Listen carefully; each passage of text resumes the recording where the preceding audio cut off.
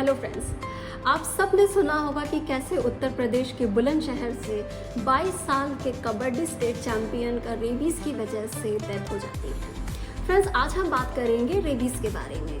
Rabies बीमारी rabies virus की वजह से होता है, जो कि जूनोटिक वायरस होता है, और यह जंगली कुत्ते, बिल्ली, चमगादड़ या फिर भेड़िए के काटने से होता है।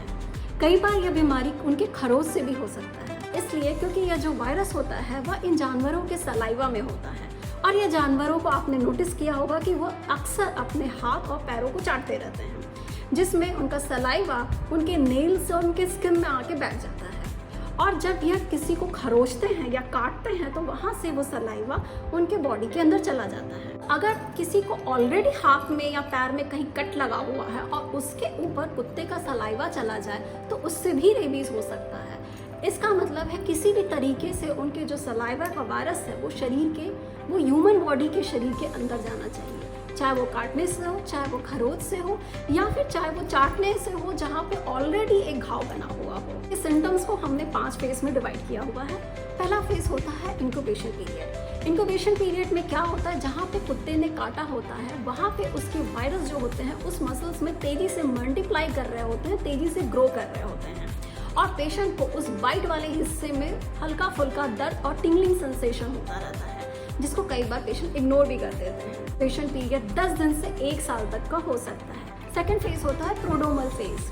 इसमें जो वायरस होता है वो मसल्स में मल्टीप्लाई करने के बाद उनका अमाउंट इतना बढ़ जाता है कि वो नसों के रास्ते स्पाइनल कॉर्ड में आ जाते हैं, और स्पाइनल कॉर्ड से वो ब्रेन में चले जाते हैं। जैसे पेशेंट को फीवर, थकावट, होल बॉडी में सिम्टम्स, फ्लू लाइक सिम्टम्स होते लगता है, जैसे कोई भी आम वायरल इन्फेक्शन की वजह से या थकावट या हीट स्ट्रोक जैसा उनको सिम्टम्स लगता है। इस होता है न्यूरोलॉजिकल फेज। यह एक खतरनाक फेज है। इसमें पेशेंट्स के जो मसल्स और नर्व्स होते हैं वो पैरालाइज होने लगते हैं, जिसकी वजह से पेशेंट का हाथ पैर धीरे धीरे करके काम करना बंद कर जाता है, और यह हाइपर एक्टिव हो जाते हैं।